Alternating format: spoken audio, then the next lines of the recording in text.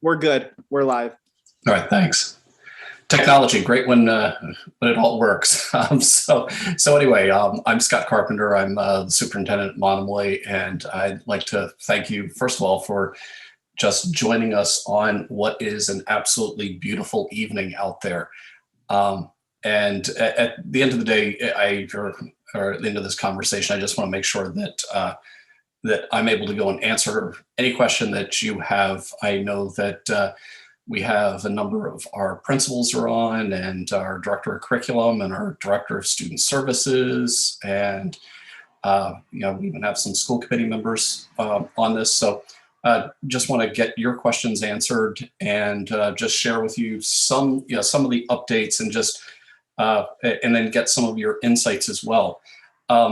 Just in terms of the latest news that I think everybody heard last night and this morning on the television is, the governor is in the process of shifting us to we'll call the new normal, and has reversed a lot of the mask mandates that are out there. So we were meeting as an administrative team earlier today to go and talk about how we should go adjust things. I spoke to our athletic director and asked her to put out an email to families, which she did this afternoon. So basically, in terms of our athletics, we have been throughout this pandemic. Our athletes have been wearing masks out there on the field, and the mask mandate has that the MIAA also approved is that the masks for our athletes aren't going to be required on the field. So that and I got this sweet text from a Chatham parent earlier this evening that was just saying it was nice to go and see the kids running on the fields without their masks, and I get it. Athletes on the benches or in the dugouts are not required to wear masks. There may be cases, it's spring, but there may be cases when individuals are inside, and the MIA has said that the masks aren't required as long as when they're inside. You can imagine on a rain situation, as long as everybody's spaced out by 14 feet. The one thing that they emphasize is that those in the stands or on the sidelines don't need to wear masks. So those that are there to watch games don't need to wear masks as long as we're spacing out. And that's where I really need your help as parents and community members. It's so I go to the lacrosse games, and the challenge is last week at the lacrosse games, you would have people on the sidelines, and they're all masked. Thank you very much. But we're also kind of clustering around and talking and huddling with our friends. I think we have to be mindful when the masks come off. We're supposed to go and space out. So so keep that in mind. The other thing that the governor had brought up is to have masks not happen during recess. At least from my vantage point, I actually think that the masks, when the central office and my office is in the middle school building, so I have the vantage point of looking out oftentimes on recess for the fifth graders. My take would be when the kids come out of the building, they have mask breaks, and going into recess, there are mask breaks and they have their masks off. But a lot of times when they're in a less structured recess, let's say, they are far closer than 6 feet, and that kind of rubs against the mask mandate. And the same thing if I go over to the elementary school, when the kids are out on the playground, a lot of times playing, they're clustered a lot tighter than 6 feet. So when it comes to recess, we'll have mask breaks, But for the remaining roughly 20 days of the school year, we'll still ask the kids to wear their masks when they're clustered around each other in a less than 6 foot spacing out there on the playgrounds. So that's it for masks. One of the things that we also shifted in the past couple of weeks is how we're approaching quarantines at the high school. And this may, I think, foreshadow what is to come as we look into the future. But we at the high school, we have shifted to shifted away from quarantining entire classrooms. And first of all, I feel like I'm going to jinx myself, Ms. Police, in speaking this, because at the moment, we have had the quietest last week plus since the pandemic has begun. So things are great. And I'm talking about quarantines that aren't happening right now at the high school. But we have been quarantining at all grade levels, entire buses or teams or classrooms, just anybody that may have been in contact, just to try to make sure that we didn't have spread within the schools. And at the high school, we're gonna really look at spending a lot of time with our nurses and contact tracers to identify, using class lists and the teachers, who really would fit into that CDC definition of a close contact within 6 feet, over 15 minutes, and only quarantine them. At the high school, because we stream live all the classes, and so we're streaming live to those that are distance learning, it's easy for us to go and flex back and forth and to have kids in and out, or to potentially come back into classrooms on different dates. So we're also going with the revised CDC quarantine guidelines. It started as we went into this pandemic with quarantines being 14 days from the contact, and now it's down to 10 days as long as the individual is asymptomatic, but can go as low as 7 if there's testing involved. So we've adopted those standards at the high school, and we'll see how they work. And on some level, I hope that we don't have to see how they work, and that we just have another 4 weeks like this week has been. But I'll stop there, just to see if there are any questions on COVID, and just kind of field any questions. We'll kind of go from there. Does anybody have any questions on that? Stacy. So I heard about athletics. Any changes for select choir, singing, music, anything different on that? Jen, do you want to chime in? Yeah. Hi, Stace. How are you?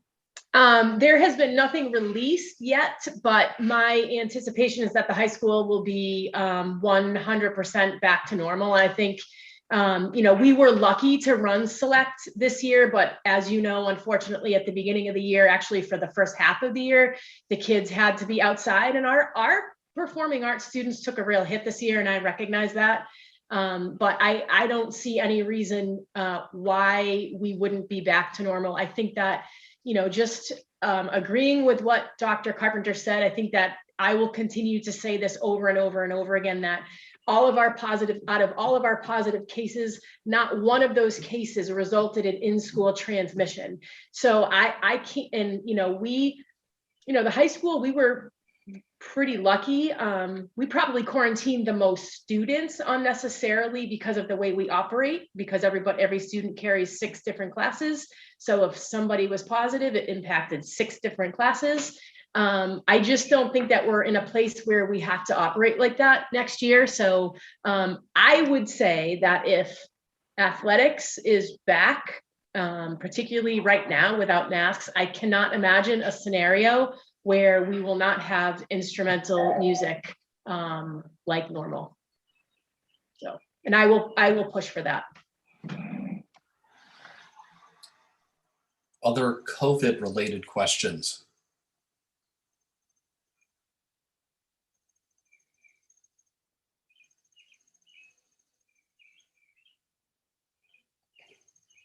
That's what I like to hear. But I think how Dr. Jen, Carpenter? yes, Excuse me. We have someone who's raised their hand, Cindy Bassett. Okay. Cindy.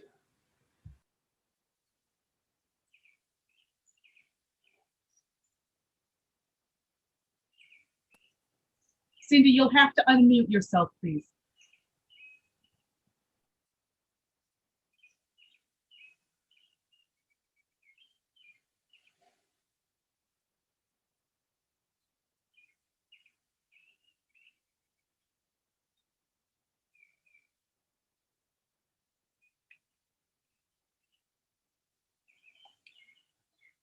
Cindy, if you can't unmute, you could type it into the chat box too.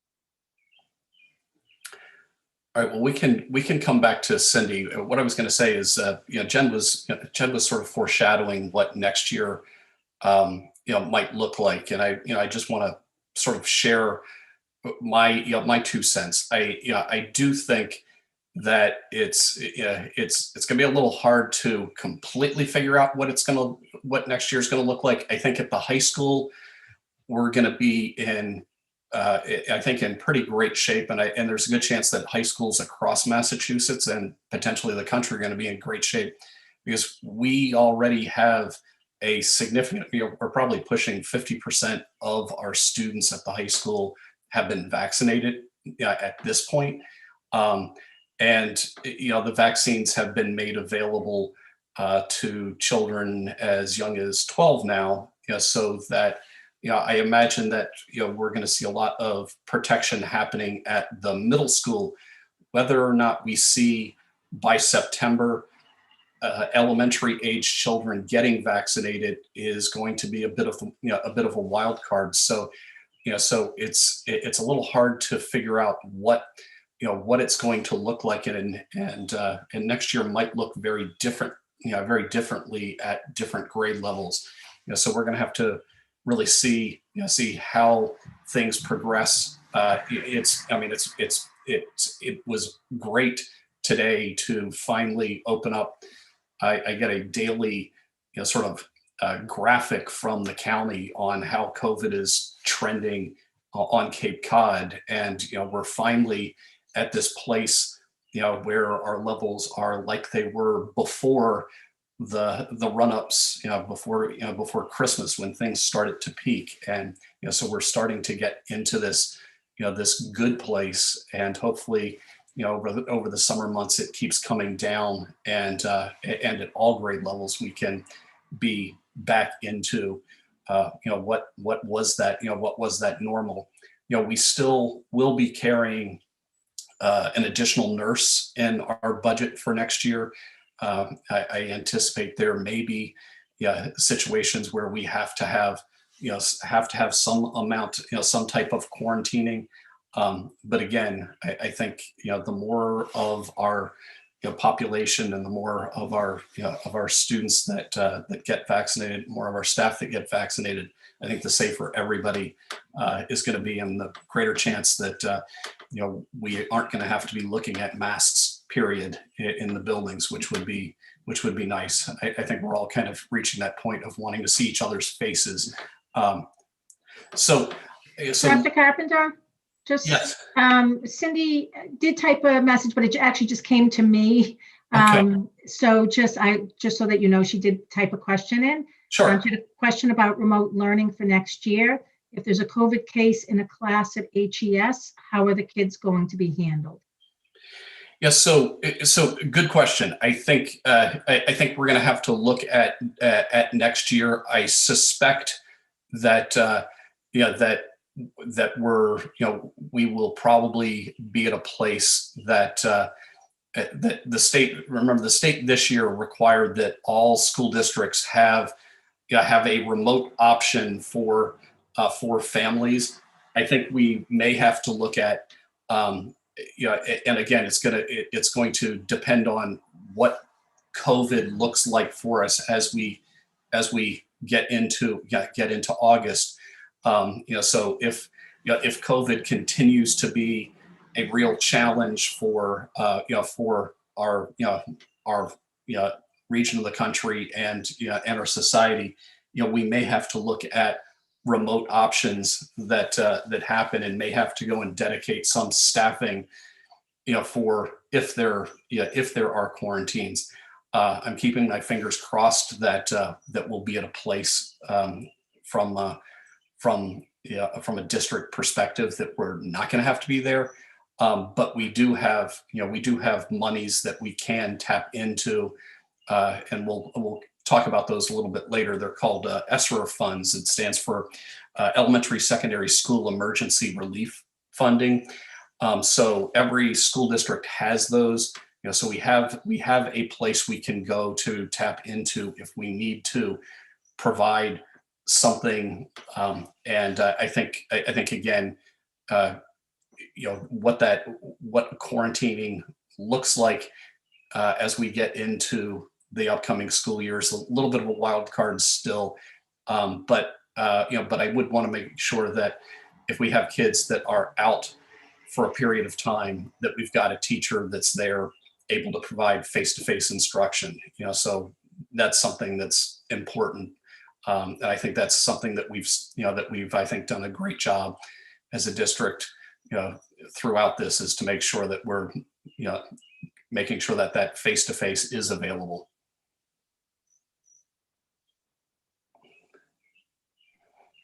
I just typed another question in from Cindy.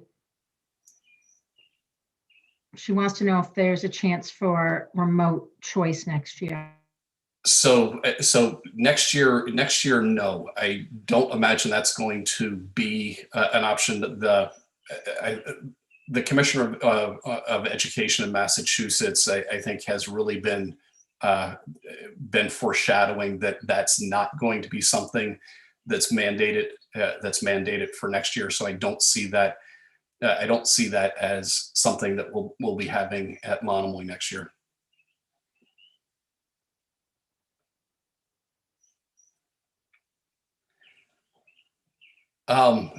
Next, I just want to touch base on this elementary secondary school emergency relief funding. So our school district may see upwards of $2 million in funding. And and what we want to make sure that we're doing with that is addressing needs that that could be like the question that Cindy had just asked. What if we have to have somebody that's quarantined and needs remote support, or what I brought up before, to pay for an extra nurse. But there are also things that we know have happened with COVID, perhaps less so in Monomoy because we had so much in-person learning compared to what was happening across the nation and state. But we know that children had learning losses over the last year and a half. And we want to make sure that from our district standpoint, that we're doing things to go and address those learning losses. I just wanted to open it up to parents and community members here to see, are there things that you see that we should be using funding to go close gaps or to address? Dr. Carpenter, while folks are waiting, I know Jenna has her hand up, and then there's Cindy also has another question in the chat along the lines of if we're able to remotely stream all of the high school classes, why can't we do that at the elementary level? And I'm not sure if she means right now or for the next school year. So you may want to address both. So I think to do something like that, it would take professional development and just some technology, but it's something that could happen. And again, I think we also need to be cognizant of are there, is there an adult on the other side that can go and help facilitate the, the child, being there in front of the computer too. But but we know that, that remote learning does, has happened this year. We have entire cohorts by grade level that are in remote options. And it also, for the high school teachers that have been doing the Zooming, it's Google Meet that we use, and that they're broadcasting out their classes. It is a shift in style for them, because you're now no longer just teaching to the 15 children that are in your room. There may be 3 others that are there with you remotely in that room, and making sure that that everybody is part of the discussions. So it's a different mind shift for the teachers, and we need to go and make sure that if we adopt this approach across the board, that we're putting in place all the PD and supports to go and have it happen. But we had a lot of, I think we had a lot of success at the high school. We were definitely one of the first school districts in the state to try it out, and really pioneered on that end for the state what it was going to look like. So Jenna back to has the- her hand up as well, so we're gonna see if she wants to ask a question. Yeah, Go ahead, Jenna. Hi, can you hear me? Yeah. Okay. I just want to go back to what you said a little while ago about masks for next year. Sure. I'm specifically thinking of the high school. My daughter's going to be in 8th grade. And so you're saying nothing definite yet, but the way you see things, it's likely that the children won't have to wear masks. I actually have no clue on what the masks are going to look like in schools yet. I had no idea that Governor Baker would have made the proclamation he did on Monday. That sort of came out of the blue.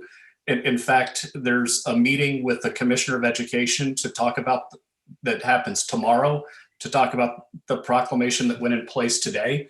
So some of it is a bit of an open field run, and we're just sort of reacting to where things are going.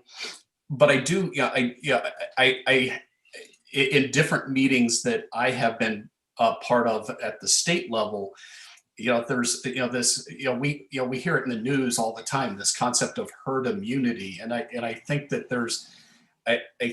there's some thought that at some point enough of your school and staff are protected that that it could get to a place of not having masks. I don't know if we're going to be there by September or not. It's hard to say. Okay.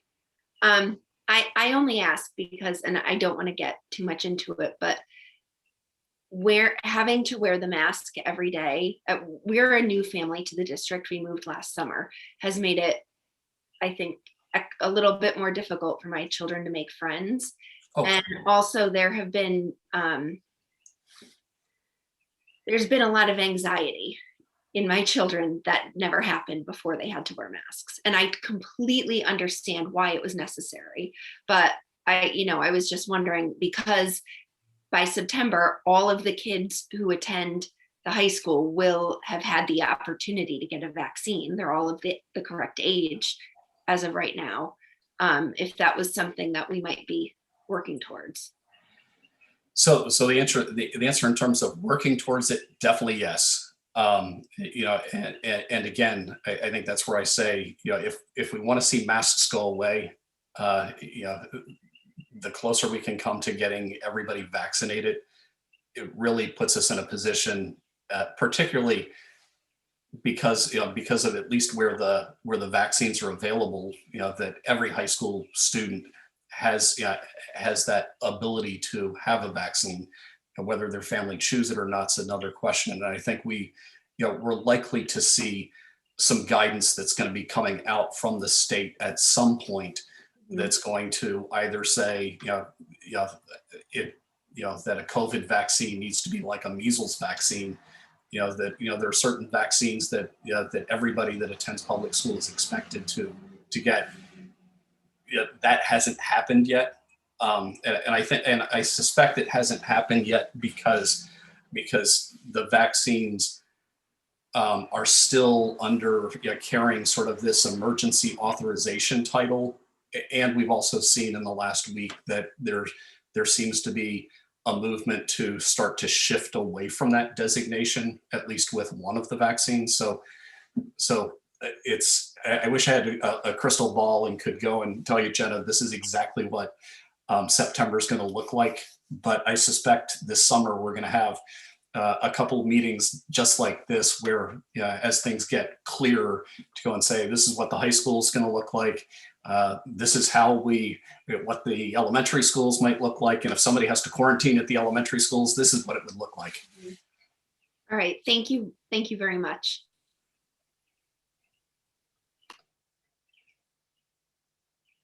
So back to ESSER funding.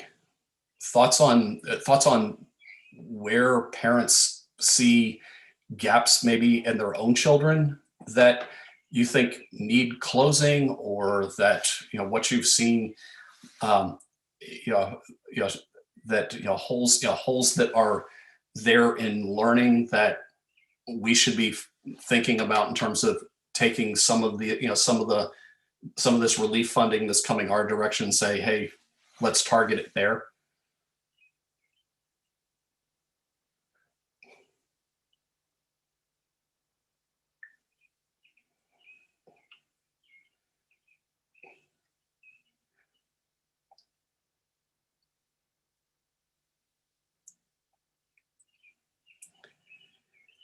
So I can give you sort of an overview when Mark Smith and Michael McMillan, our business manager, Mark Smith, our director of curriculum instruction assessment, went to our principals and asked a similar question.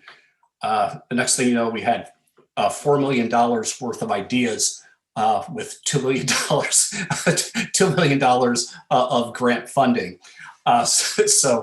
So we've been going through and having conversations on, okay, yes, lots of great ideas. How can we go now narrow it down to what's realistic. Just to kind of paint a little overview of what we've seen in terms of holes in learning. I think broad brush strokes here. We do map testing and have done map testing at the elementary, middle school level through this pandemic. So we have a good sense of how our students are keeping up with the growth in their learning now compared to how they fared and how students fared prior to COVID. And what we've generally seen is that there are gaps that over the last year and a half, kids at Monomoy haven't learned at the same rate, let's say, as they did prior to COVID. But the gaps, the gaps are there. They're not huge, but you can see it in the aggregate. You can see it in the aggregate data. And then what I worry about is, we're seeing gaps, and we had so much in-person learning happening, and I'm just sort of mortified, for the kids that only went back to elementary classes, at the beginning of April, and hadn't seen teachers for over a year, what those learning gaps might have been. So, I think we fared better than lots of places. In terms of ELA versus math, what we've seen in our data is that math seems to have been a more challenging subject to have to learn through this sort of medium. And so we're seeing slightly larger gaps when it comes to math on average than ELA, or ELA being English Language Arts. We're also finding what you could imagine is that kids who had things that were challenges prior to COVID that COVID just only magnified, let's call it, inequities. So children that are English language learners, you could imagine if you have an English language learner and we're now saying you're frequently going to have to be in this type of forum to go learn, and there's not the ability to have that, to have a lot of real time. I'm going to get Grace. Real time supports. So our our English language learners, have larger gaps than their peers. Students with special education, we've seen larger gaps, and students who have sort of financial challenges in their homes have also seen larger gaps. So we know that there are sets of kids who have larger gaps, and some of the things that we are looking at as an administration on trying to plug those gaps and lift those students up so that they're not falling behind. We're looking at some of that. We're also looking at how can we use these funds to go and support everybody and lift everybody up by supporting really what we call tier 1 instruction that's happening in all of the classrooms. Heather, you had a question? Hi, thanks. So I just to respond to your question about if we have any ideas. I mean, just as a basic idea, some sort of like after school program might be helpful. Like the wonderful clubs that they have, like the art club and different things. Perhaps something that's just like a reading group or a math group that we're able to sign up for kids that are maybe having some struggles getting back into the classroom. Also maybe within the school day, if 50% of the class or 70% of the class is doing, at one level or performing at one level. My daughter's remote and my son's remote. I think they're kind of faring differently with their remote learning. So one may not need it where one may, and different subjects, but just kind of like having people like Miss Moody and Mrs. Finn and stuff like that, who are absolutely wonderful and were helping before, but just maybe more available so that they would have that time to spend and kind of bring them up to where they would need to be if needed. Yeah, both great ideas. Is it Mira? Yes. Sorry, trying to find my unmute button and get dinner ready for the kids. With just speaking of gaps, I'm wondering if there's any possibility, especially during the summer when we're trying to prevent summer slide in a year that's already been difficult, if there's any way to continue having access to some of the things that we have during the school year. I don't know if this is, last year we, like Lexia, we couldn't access Lexia during the summer. I think IXL we still could. And if there's any other, just kind of any resources that we'd be able to access during the summer to prevent some of that summer slide that I think are probably typically school year subscriptions. Hey, Mira, great points. That I don't believe was something that anybody put on their $4 million list. So, I do think it's a great idea. That is probably a lot less than $4 million. And then just to get back to, I think it was Heather before Heather, we do and have been talking about taking that money or some of that money and focusing it on after school programming. and it not just after school programming, but after school transportation, so that the programming that we put in place after school is accessible to all students. So it doesn't matter. We could put in the most wonderful programs after school, but if the kids that need that programming can't get home, then it's not really helping them. The other thing that you had mentioned in terms of in school, a theme that showed up across the different conversations in the different schools is in addition to bolstering instruction that's happening in the classroom that would help all students. We also have a theme of intervention, which I think is getting at the supports for students that might need it in reading or in math.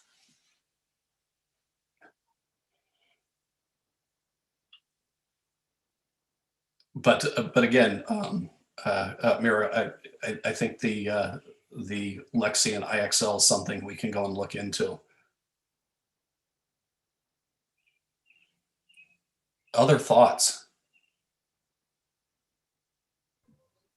Dr. Carpenter, are there parameters of how the school is allowed to spend the grant money? There are. I think they're very broad. Yeah. So there are parameters on timeline. Yeah, and there will be different amounts of this funding is really available over the next 3 years. So we can take a 3-year strategy at it, and some of the conversations that that we've been having, so some, for instance, with Miss Police, our high school principal, I'm concerned that there might be some holes with kids that we need to go and close, and we only have 1 year or 2 years left to close those holes, and whereas a 4th grader, we can go and close those holes over several years, so that we're trying to be sort of strategic on when can we realistically help a child who may have had some loss catch up, and where there's urgency, because we don't want to want to have somebody walking out the door and getting a diploma and still having gaps. Does the money have to go straight to students, or can it be used for additional educators, additional support staff? Yeah. I'm just thinking of how to answer your question. But yeah, so the answer is yes to all of those. So it could go to after school programming. It could go to paying for that nurse that we might need. There is some of the funding can go to dealing with HVAC supports, again, just the nature of COVID. And there is funding that they expect that will go to address social emotional challenges that kids have. Because I think one of the parents, had mentioned just, some challenges that their child and children are having. And I know I've seen it in my own kids, too, where there are challenges that we need to make sure that it's not just reading, writing, or arithmetic, that so we do on this list that we were discussing as an admin team. There's a component there that's looking at the social emotional piece, and where do we need to add supports there.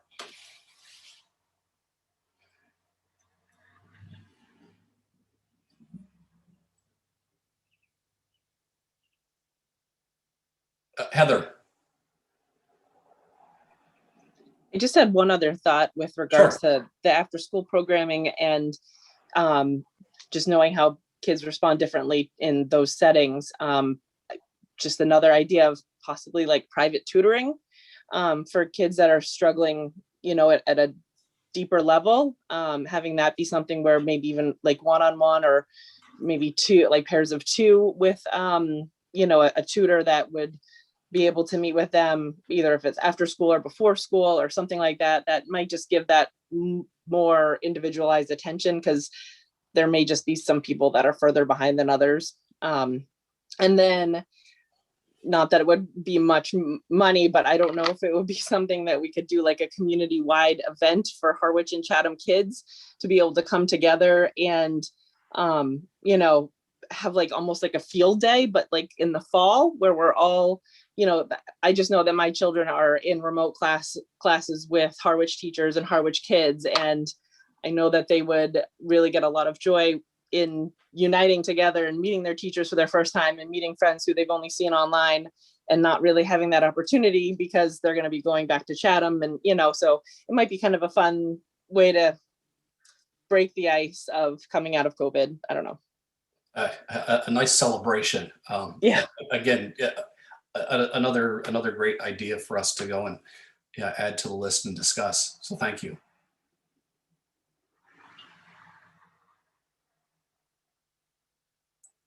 Any other thoughts?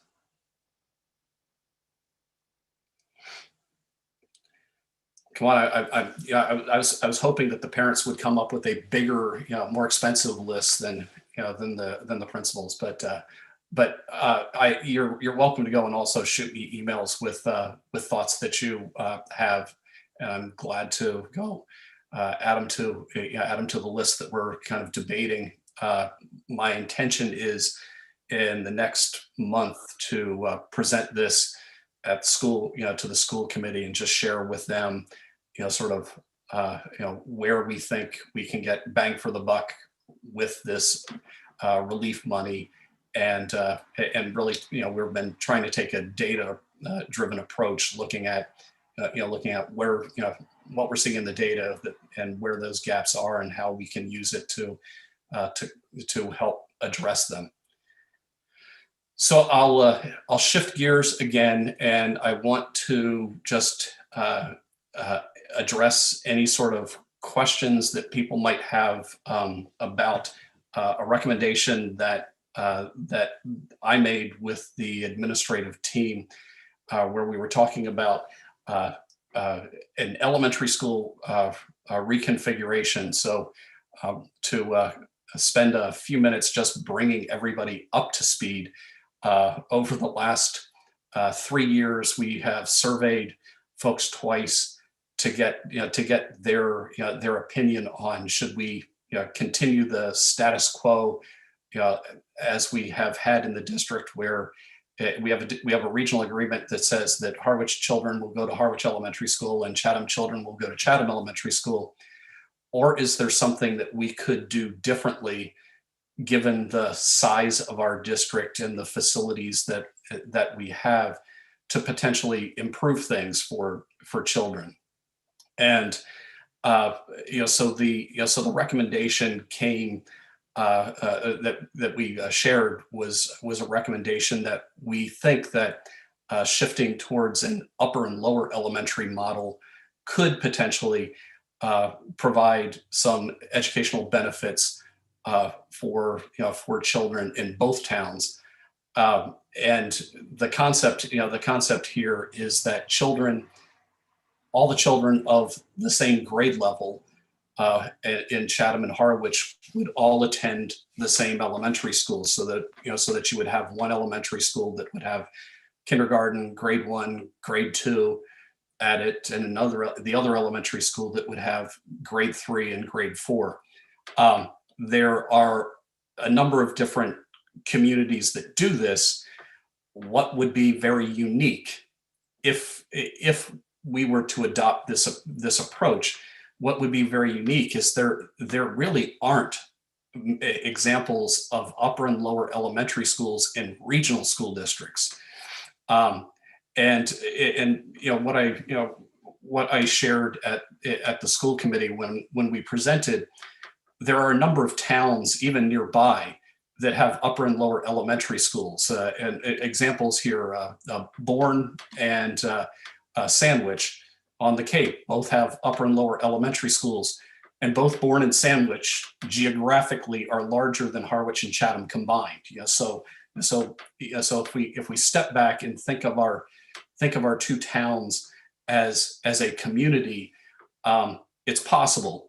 But I also know it involves doing something differently. And so we talked about the educational advantages of this, and what we are concerned about, and this is something that has come up repeatedly over the years. We're concerned that particularly at Chatham Elementary School, that having only one classroom of children per grade level or two might not be an ideal learning situation for those children, and that we could enhance what's happening at the grade level if we combine those two sections with the 5 or 6 sections that are happening at Harwich Elementary School, and you bring all 8 sections of those children together starting in kindergarten, rather than have all 8 of those sections come together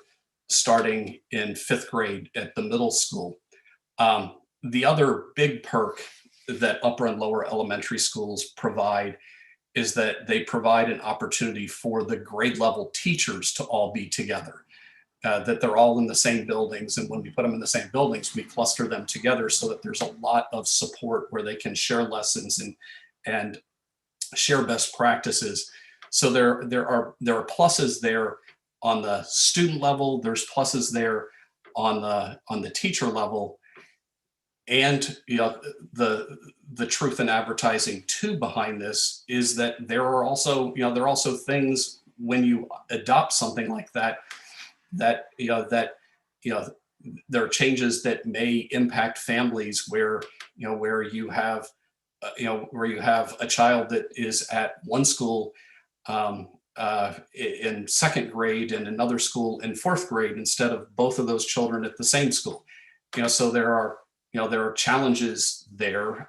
There may be situations with busing where if you have a house and you live close to Harwich Elementary School, it's probably a short bus ride for your kids to get to school.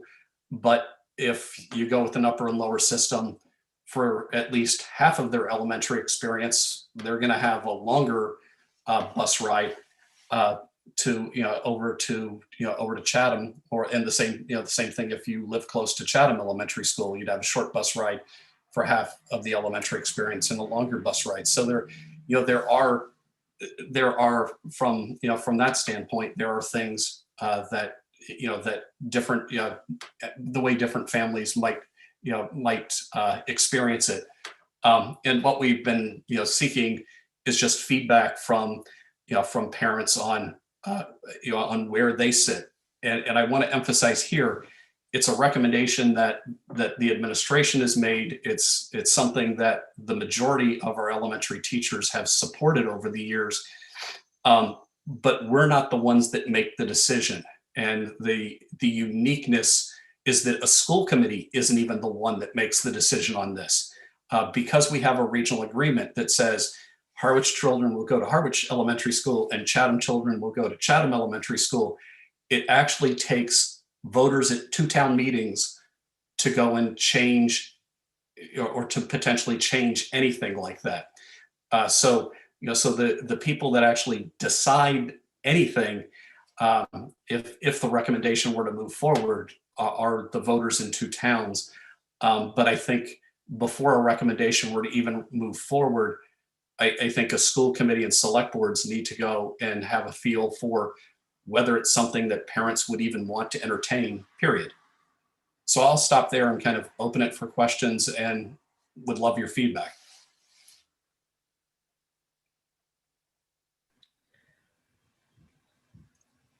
Christine. I just have to say, I don't actually support the idea of upper and lower because I don't feel that it's fair for the Chatham families, even as a Harwich family ourselves. But my question would be, would that start this coming school year? Because it just seems like a big transition for kids to be in either Harwich or Chatham and then online and then to a new school. Like when would the new plan start? So good question, Chrissy. It definitely wouldn't start this school year.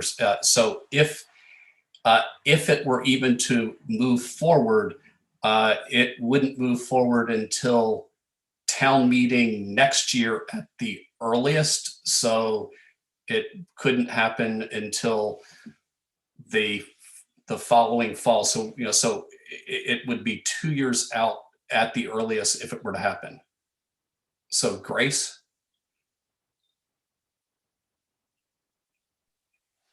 Hi, I just wanted to say that I don't support it either. I think it's not fair for Harwich kids to go to Chatham School for 5 years and only spend 2 years in Harwich Elementary.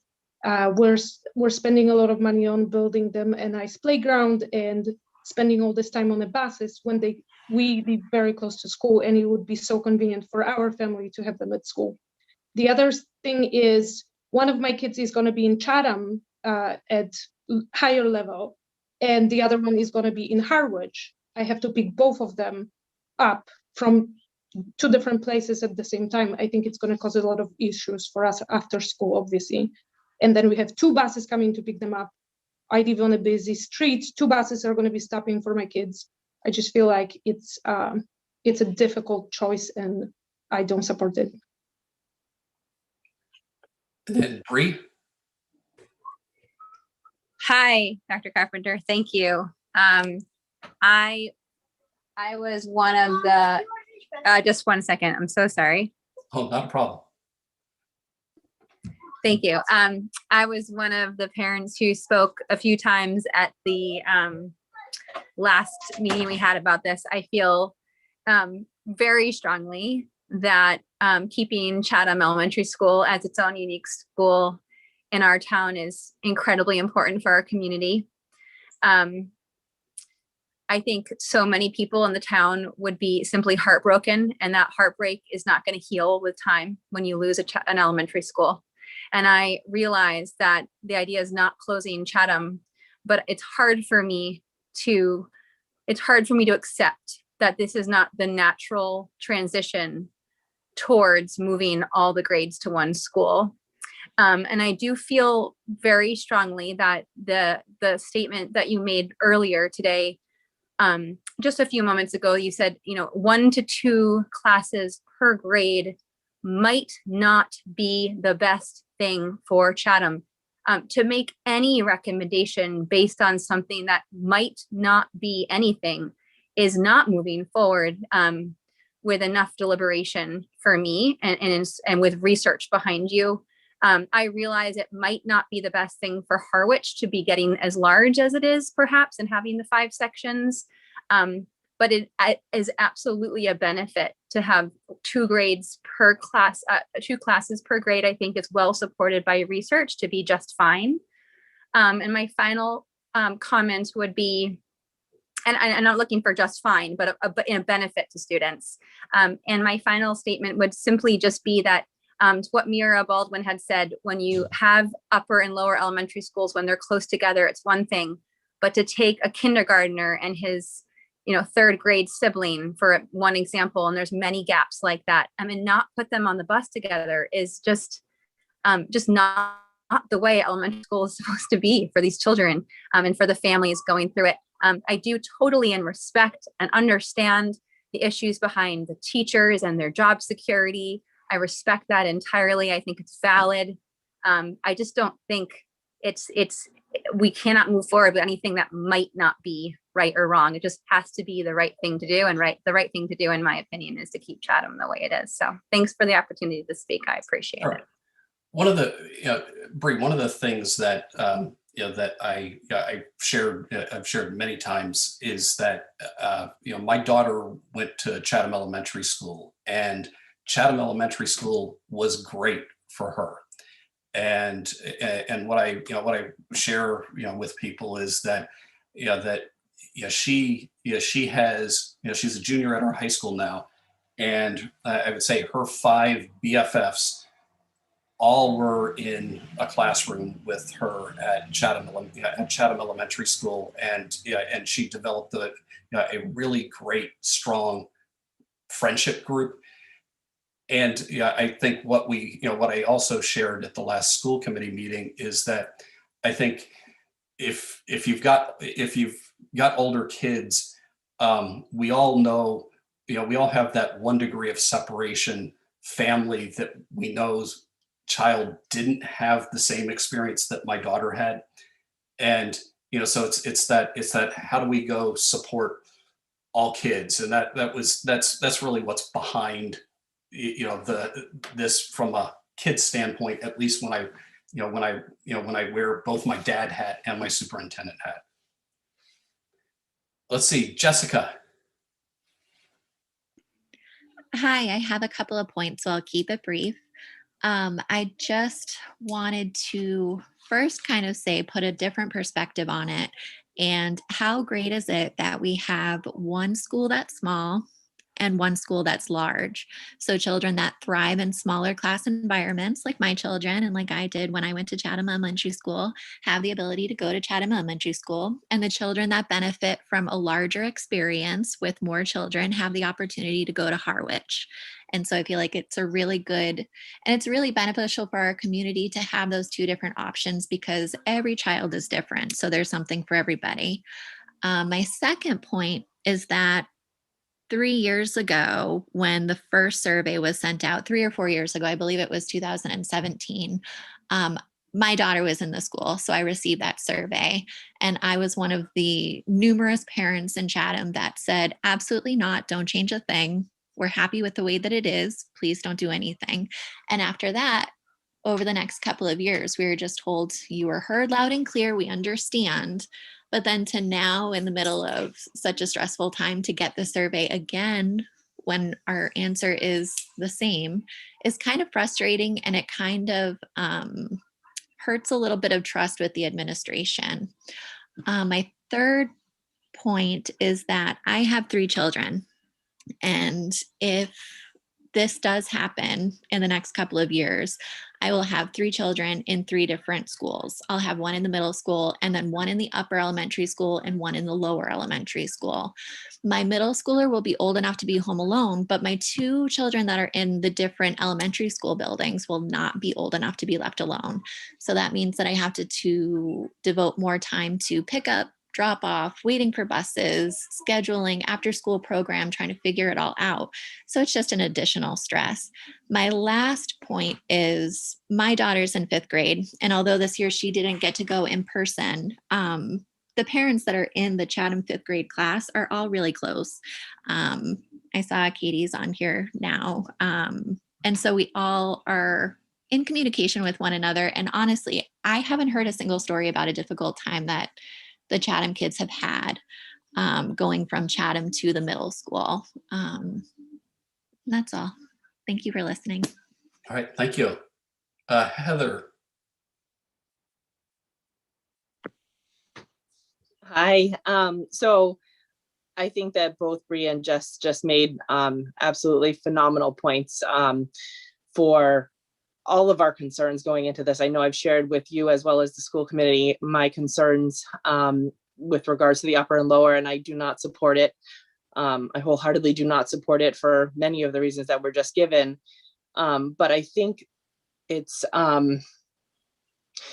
it feels like we are just hearing the same thing over and over in terms of it's this, you're recommending it, the administration is recommending it, the teachers are recommending it, but just to get some more information as to why. What are the problems? How often are they happening? We've asked for data. We just want to know, because none of us as parents really, want to ever feel that there are children that are suffering out there. Right. None of us want that. And it's, it feels as though we're having to take a stance against those kids, and we're not at all in any way trying to do that. So if we knew, like, matter of factly, how many times we were having these problems, and as Jess just said, she doesn't know of anything. She has a 5th grader. What are the numbers to support it? I guess that's really been what we've been asking for. With every recommendation that you make, having information behind it really helps us to understand. I think Jess made a really good point about the fact that we do have these 2 phenomenal schools, and that if we're willing to intermingle the upper and lowers and bringing Chatham and Harwich kids together, if there ever became a problem with a student within a Chatham school because it was small, that you would be able to, excuse me for one moment. Mama's on the phone. Thank you. That you would be able to have the opportunity to have Harwich right next door, and that it's not that you would have to take them out of the district, that they have another school available to go to if it got to that point and we weren't able to provide them, you know, the support that they needed and to get through whatever difficult challenges they were having.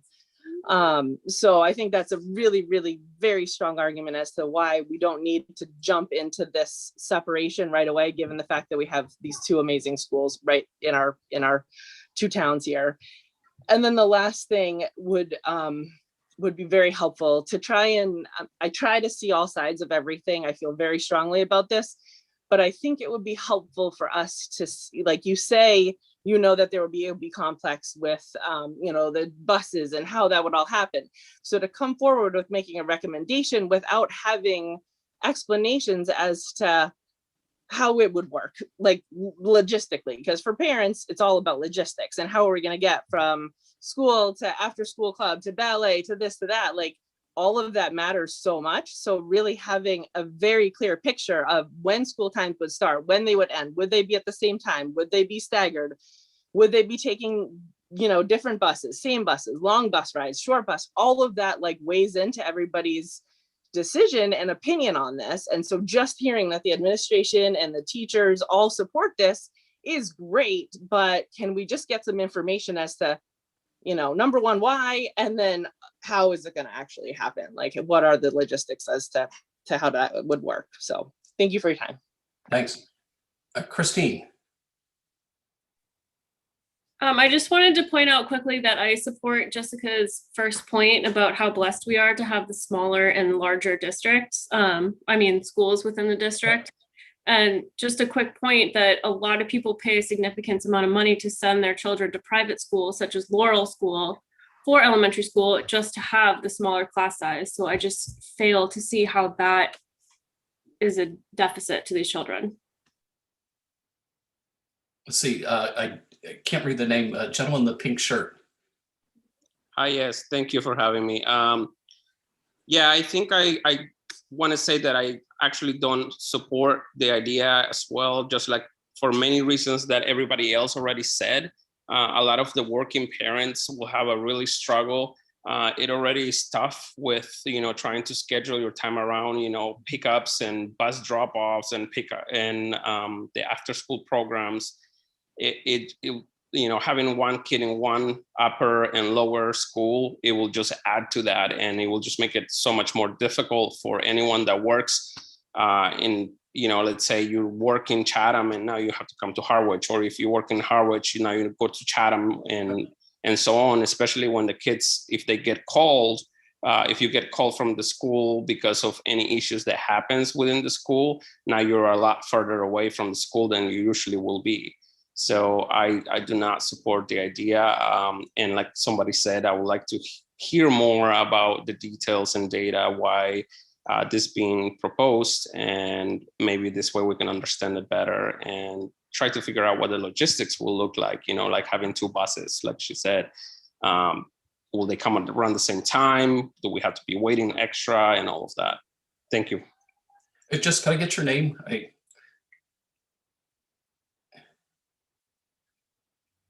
What was your name? Sorry. My name is Jonathan Guevara. I figured it wasn't Karina. No, that's my wife's name. All right, thanks, Jonathan. Hey, Lindsay. Hi, Dr. Carpenter. Thank you. So, you know, thankfully, a lot of this will come down to town meetings and votes. And I have to say that I'm very disappointed in hearing the school committee meeting recently and listening to one particular male school committee member talk about the forum last week and the way he spoke about the parents and the parents who voiced their opinions. And I felt that was just unbelievably inappropriate and disrespectful, and made me very, very sad to hear a school committee representative speak about parents in that way. Secondly, I 100% agree with you, Dr. Carpenter, that from a pedagogical standpoint, having all the first grade teachers in one building makes sense, and having sharing resources. And, I get that. Chatham Elementary School was upper and lower. I went to kindergarten, first and second grade on Depot Road. I went to third, fourth, and fifth and sixth grade at the community center. We had upper and lower schools. We're not foreign to that concept. So the problem is, clearly teachers, of course they're going to vote for this. I mean, I respect the teachers. I respect their job security. If the numbers dwindle in Chatham, then they have a safety net to pop over to Harwich. I respect and I support my teacher friends. I respect and support your opinion and your education and your higher level education with the approach of an upper and lower school. The issue is different, I think. The issue is about having an elementary school in our town. It's about having a Chatham Elementary School. It's about having a Harwich Elementary School. It's about going to school with the kids in your neighborhood. We were in our neighborhood today, and a young family just rode their bikes down the street. The little boy, Miles, is in first grade, and the little girl, Lily's at the Rocking Unicorn. They moved here due to COVID. Families are moving here. The kindergarten class is burgeoning. The population is growing. And every town deserves to have its own elementary school. And if we want to continue to have young families, and we want to continue to be a community where young families are shopping in our stores and working in our businesses, we need to have an elementary school. So I would ask the school committee to please think before they speak, and think about who they're speaking about. We're parents. We're parents who belong to this community. And, I'm very thankful for our Board of Selectmen, and I'm so proud of our Board of Selectmen in Chatham. They have been on every single meeting. They have been listening to all sides of the story. They've been educating themselves. And I'm proud to be a member of a community that cares so much that we want to hold on to our elementary school. I mean, if we're talking about upper and lower and the benefits of that, well, then why don't we just do an upper and lower for the whole Cape Cod? It's not about upper and lower. It's about keeping our elementary school. So please, school committee, please have some kindness and thoughtfulness when speaking in public about this issue. Thank you so much. Thanks, Lindsay. Heather. I just wanted to follow up with Lindsay on what Lindsay just said about the school committee meeting. And I had also heard the way that the parents who spoke up and shared their thoughts and their concerns and their feelings, which is what you've asked us to do, were really slandered in a way to be called white privileged. And this is a white privilege problem. It's not. It's a parent's problem. It's a community problem. It's a small town problem. It's unfortunate that we're in this situation, but to be looked down on and talked to in a way that, or talked about in a way in a meeting that's supposed to be, I mean, the school committee's there to support the parents and be there for, kind of like sharing what we as a parents feel. We elect these people to represent us, and then to be talked about in such a slanderous, like really kind of uncalled for way, when all we've been hearing from you is, what do you want? What are your thoughts? What are your feelings? We felt like the door was open for us to communicate and, bring our town and the selectmen in and be able to,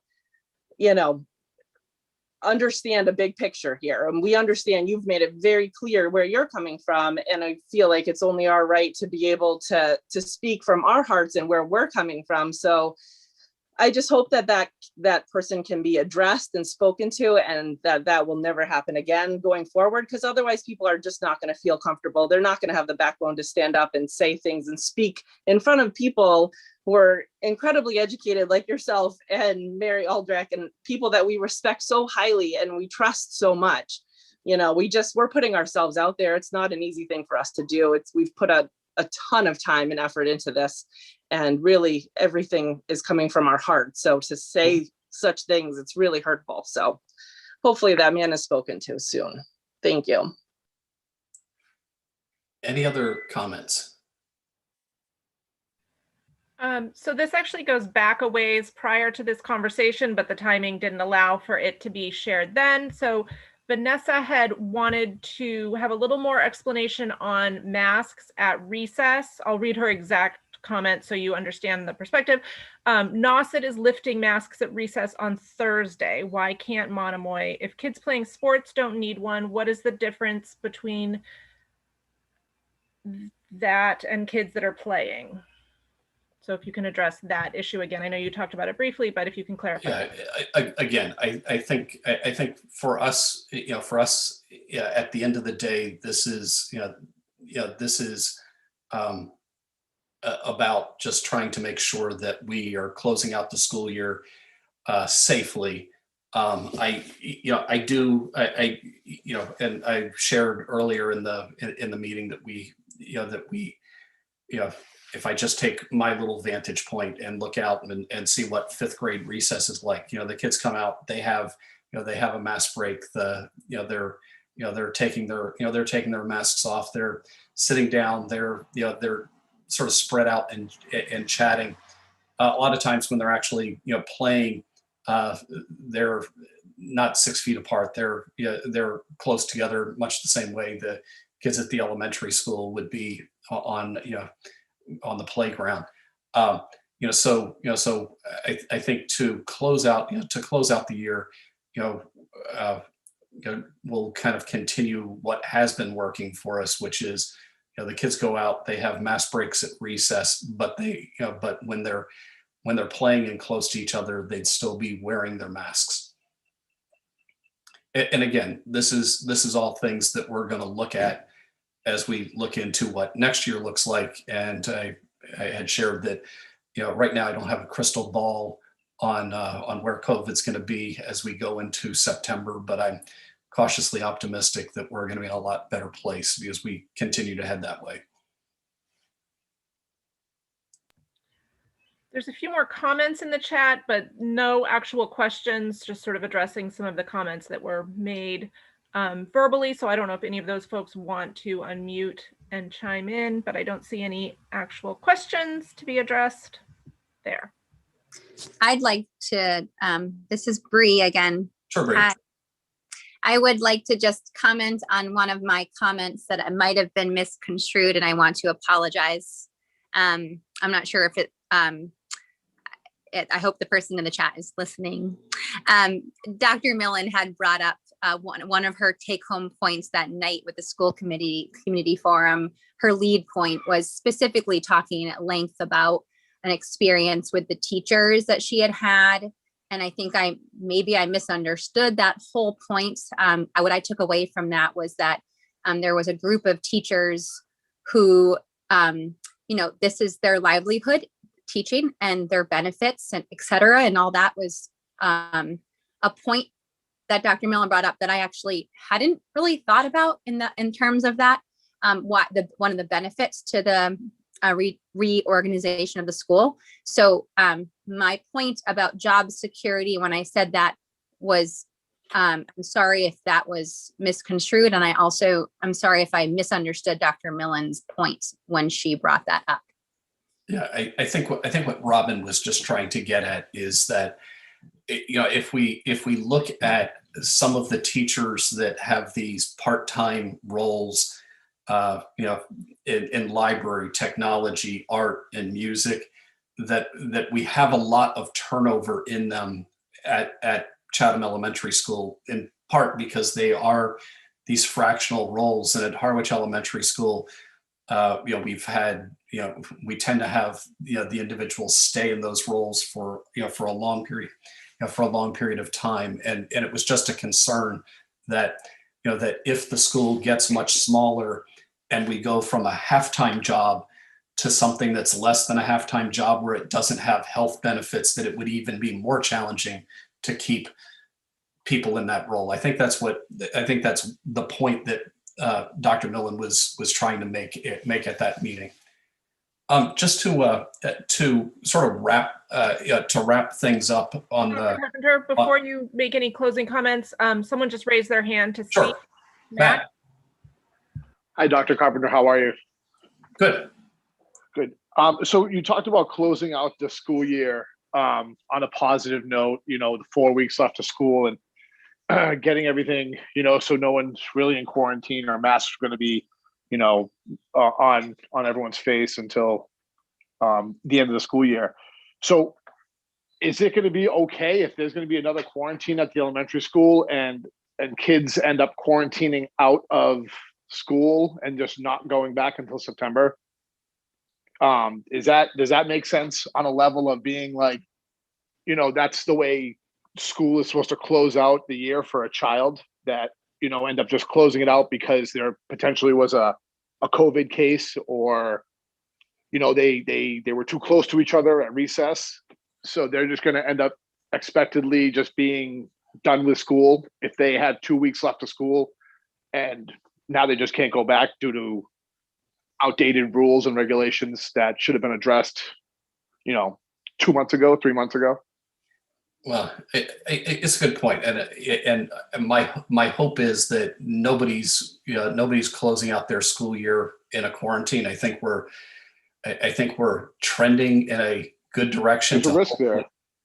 To hopefully not be there, but there is a chance that that could be the experience of a class or a individual. And again, I hope that's not the case. So just to kind of swing back to the elementary reconfiguration. I appreciate all the comments that people have made. At the end of the day, as I said, it's my role as a superintendent is to make recommendations that that I see as educationally sound, and I definitely hear the different parents on it's like, this is how it would impact my family, and I get that.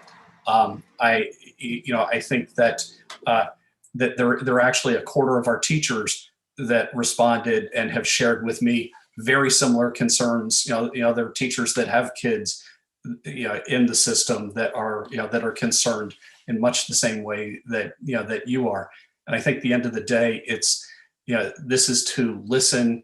And I think a school committee and select boards need to hear, is there the want to go and heed a recommendation and take it to town meeting or not. So as I said, this is not me making a decision.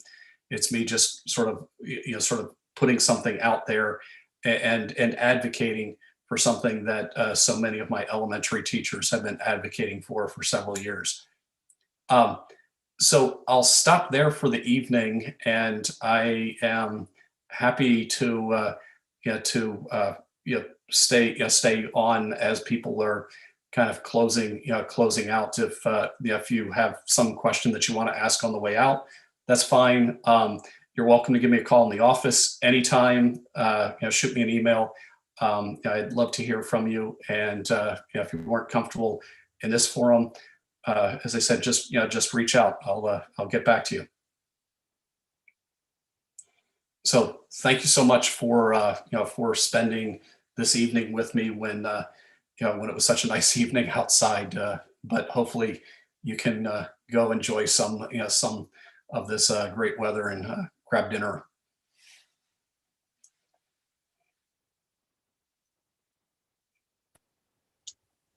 Thank you very much, Dr. Carpenter. I'm going to stop recording on the live stream. Good evening.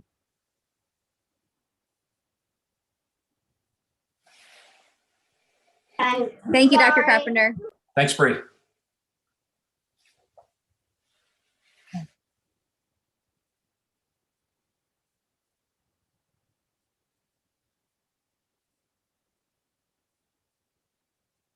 Melissa, if you can hear me, can you go in and stop the live stream? You're now the host.